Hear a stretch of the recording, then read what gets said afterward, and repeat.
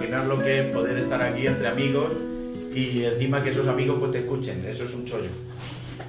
Y entonces, sobre todo, daros las gracias por venir y vamos a intentar disfrutar lo más posible. El eje de este curso, el eje del curso es que nos demos cuenta que tenemos que tener un sentido en la vida. Si habéis leído el libro de Víctor Frank, del hombre en busca de sentido, quien no lo haya leído lo aconsejo.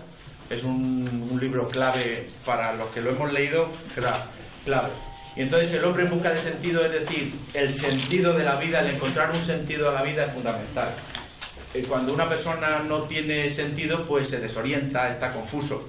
Entonces, el sentido de este curso es que nos demos cuenta que puede haber un sentido en la vida, que es encontrarse a gusto con uno mismo. Y creo que es el mejor sentido que podemos encontrar en la vida. Y entonces, ¿cuándo uno se encuentra a gusto consigo mismo? Pues cuando se comprende. Cuando es capaz de entender lo que influye desde dentro y cómo lo de fuera influye en lo que tenemos dentro. Entonces, esa comprensión, esa forma de entenderse a uno mismo es fundamental. Entonces, el curso versa sobre eso.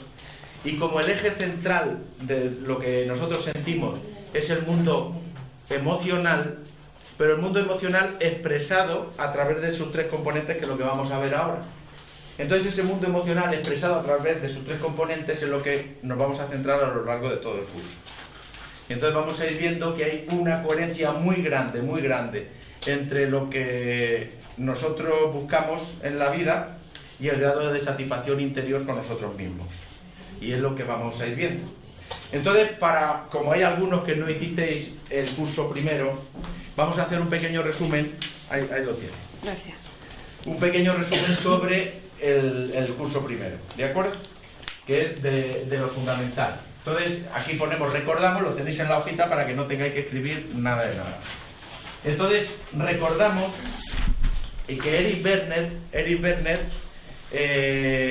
expresó toda la teoría de la personalidad de una forma muy sencilla, muy sintética.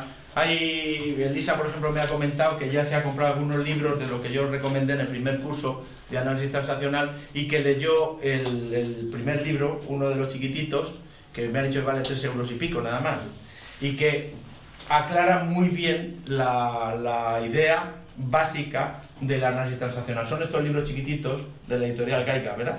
Me parece que es. Y estos libros dan una información muy sencillita, pero muy clara, muy precisa. Entonces que se llama así análisis transaccional de la editorial Caica.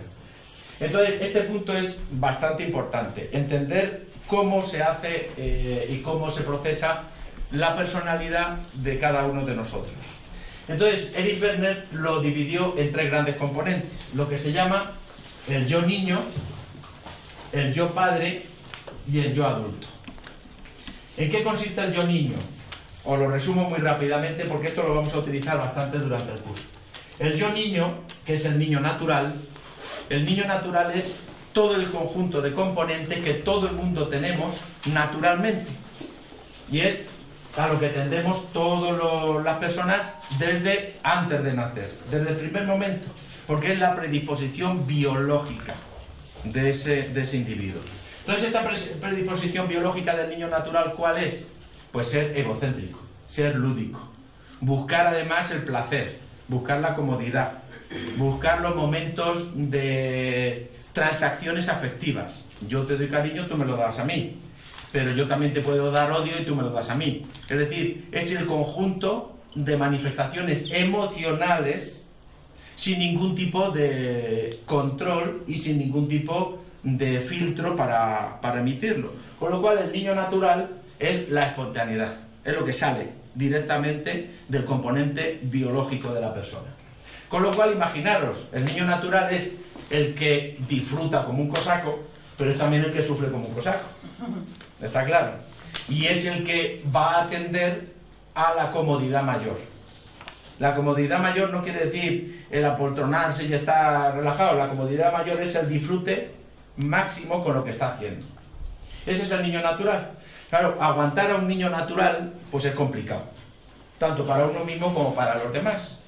Entonces, desde pequeñito, al niño natural se le va cercenando su naturalidad, su naturaleza en definitiva. Y se le va diciendo, eso no es para ti, eso no es para ti, eso no es para ti, o no puedes, no vales, eres incapaz. Todo ese componente de limitaciones es lo que se llama niño adaptado. Entonces el niño adaptado es el conjunto de limitaciones aprendidas, que no son naturales, aprendidas y que cercenan la naturaleza del niño natural, la espontaneidad. ¿Os queda bien claro? ¿Y qué es lo que ocurre? Que en lugar de hacerlo de una forma, como vamos a ver, correcta, que es la socialización, se hace de una forma castrante. ¿Por qué? Porque se hace lo que se llama la inutilización en vacío. Es, no puedes, eso no es para ti, eso no es válido para ti, eso no tienes posibilidades, o eso es para otras personas, para nosotros no.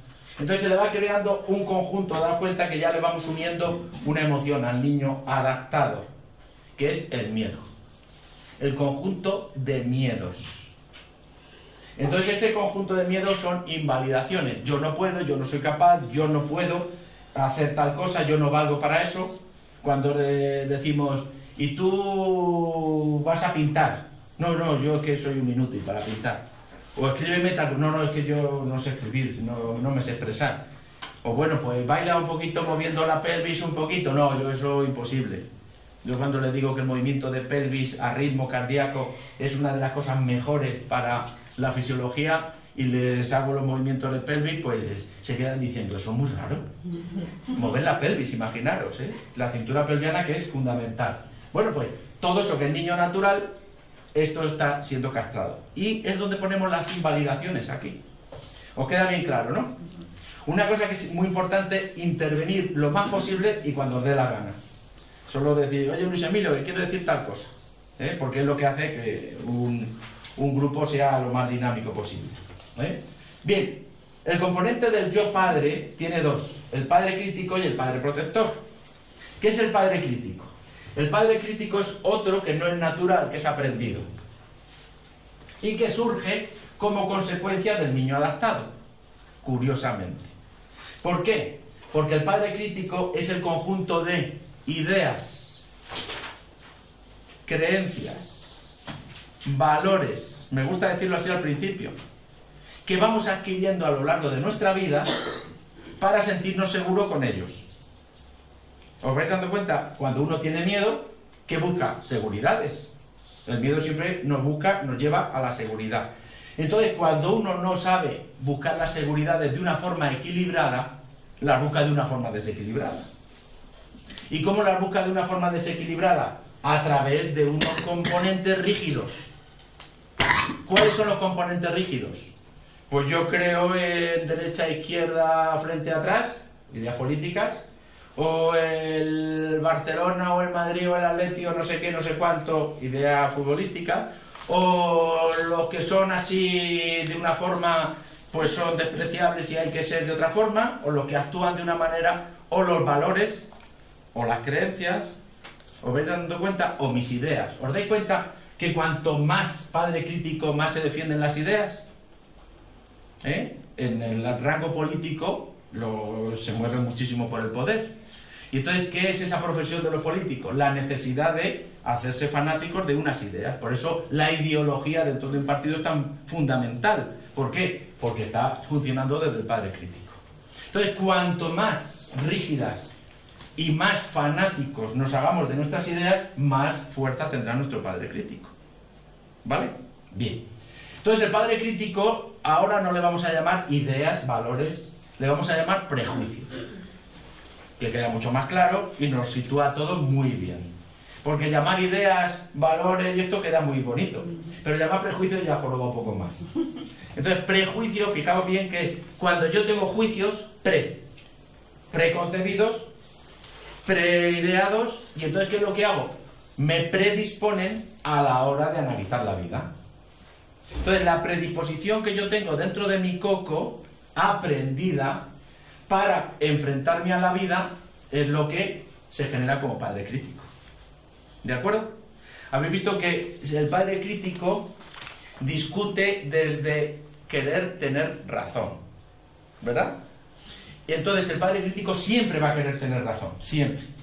Y va a querer tener razón discutiendo para imponer sus prejuicios, sus ideas, y peligrosísimo como un padre crítico, rígido, de estos rígidos, tenga razón siempre.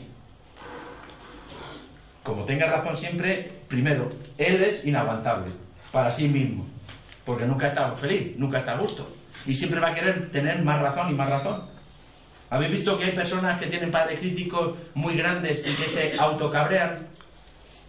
Esas personas que empiezan a decir sobre su rigidez, sobre su idea, tú no le dices nada, te quedas así mirándole, y le vas viendo que se va autocabreando, y al final termina con una mala uva de mucho cuidado, y tú dices, no he dicho nada, es que he puesto cara de póker, y el otro ha enganchado un cabreo de mucho cuidado, y dice, pues no sé, ¿os dais cuenta? Además, como un padre crítico tenga siempre razón, se cree que tiene derecho a infligir daño a los demás. Eso es importantísimo. Cuando... A ver... Bueno, estupendo. Eso es que... algo... Es curioso, ¿eh?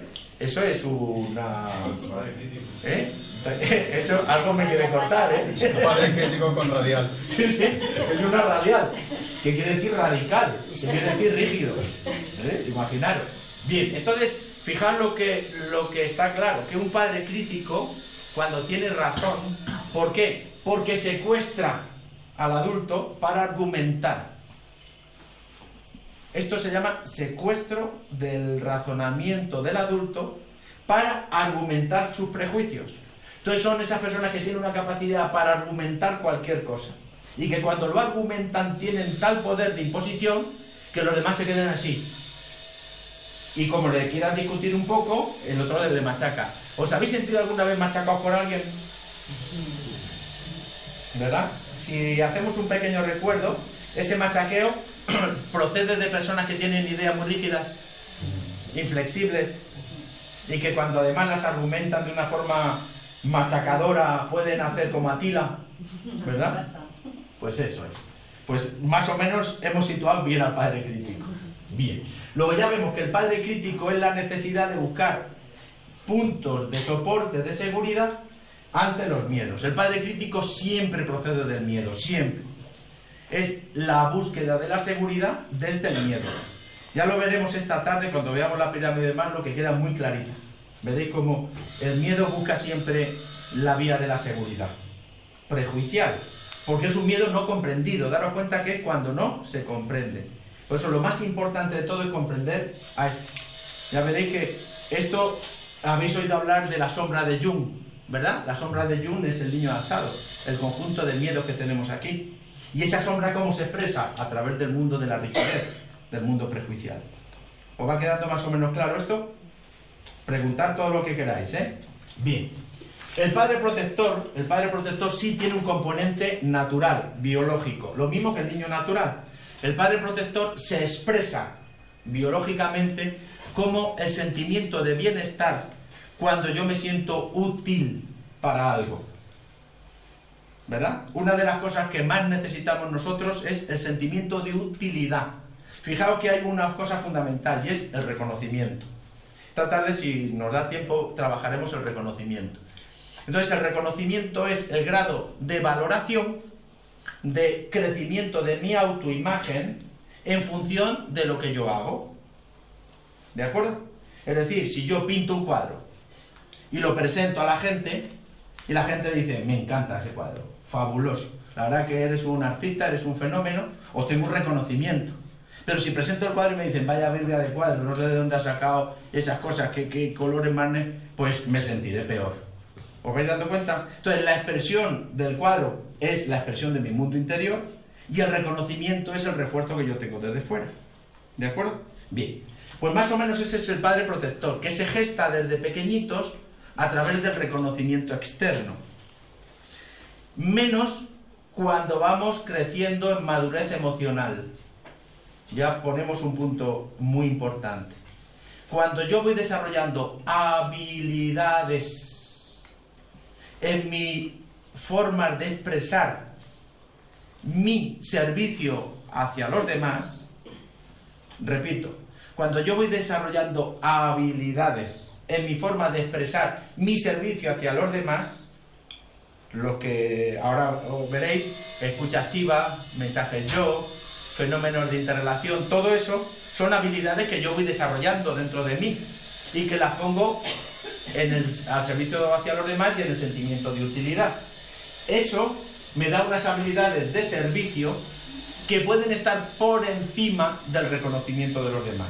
Por ejemplo, si yo digo voy a poner en práctica la técnica de la escucha activa, que ahora os diré lo que es, y me pongo en práctica la escucha activa, y la persona a la cual estoy haciendo la escucha activa me manda frimonas, pero yo creo que lo he hecho bien, ¿os dais cuenta?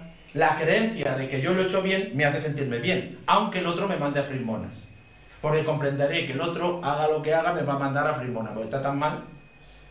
Yo en consulta me mandan a frimonas pues aproximadamente entre el 30 y el 50%, pero con mucha facilidad.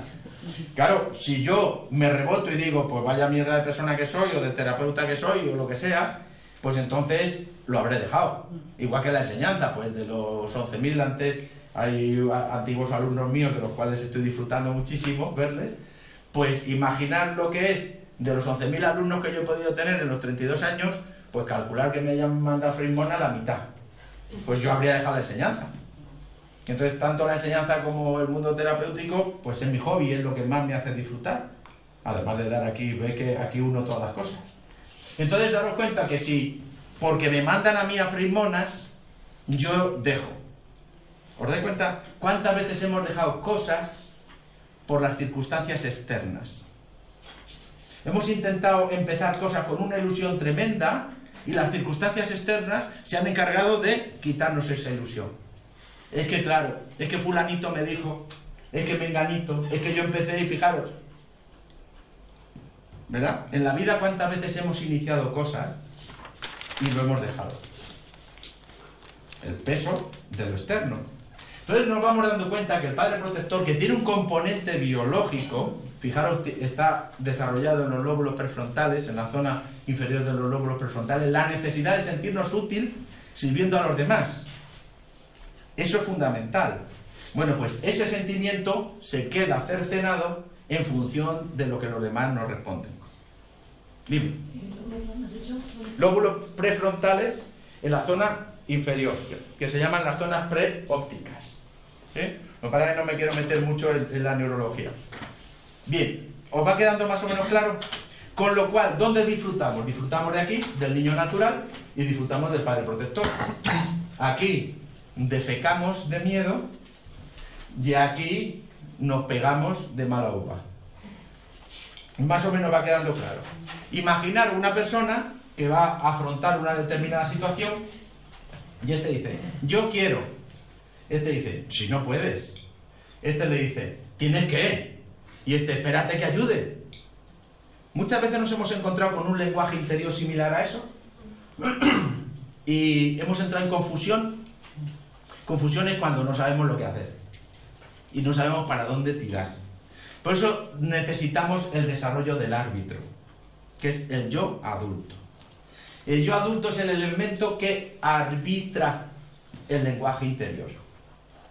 Sin ese árbitro, la confusión interior puede ser alucinante y entraríamos en un estado neurótico de un miedo tremendo, porque cuando no hay un árbitro, no hay un adulto, el que tiene todo el poder es el niño adaptado. Todo el poder está aquí. El niño adaptado es el miedo. Y daros cuenta que la emoción del miedo que aparece en los mamíferos está conscientemente puesta en los mamíferos. Pero la emoción del miedo es primaria en el momento que aparece la vida. Desde la primera bacteria.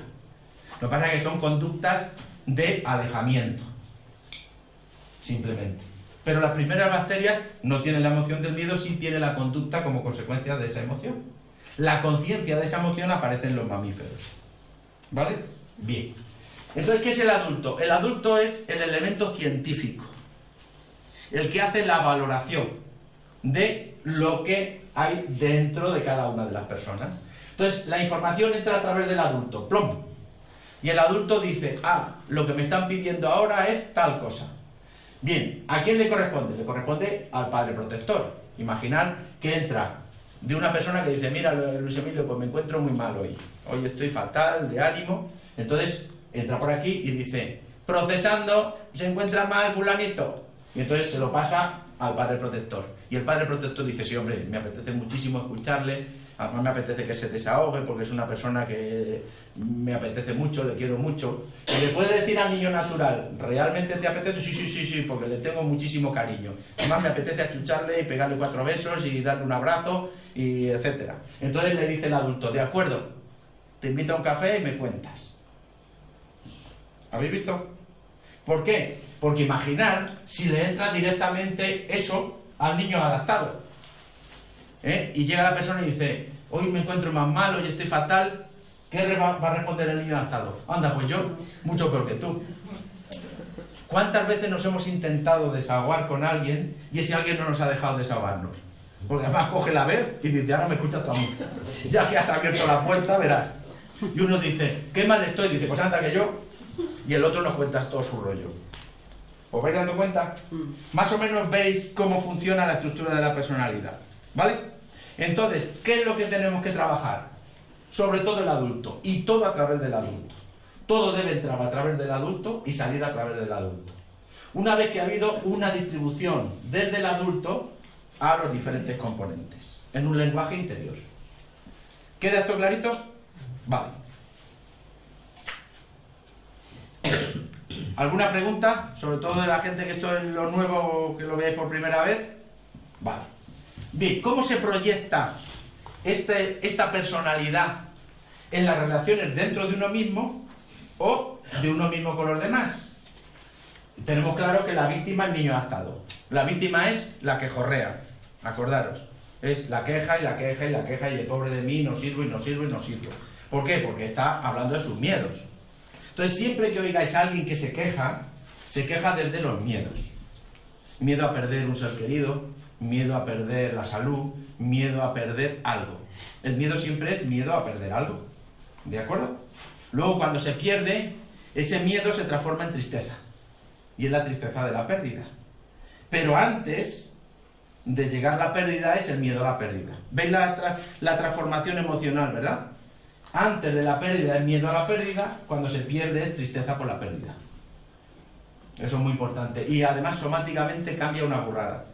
Los miedos quedan en la parte inferior, baja, inutilizando urogenital, recto y reproductor sobre todo, mientras que la tristeza sube a las partes respiratorias. Eso lo veremos luego un poquito.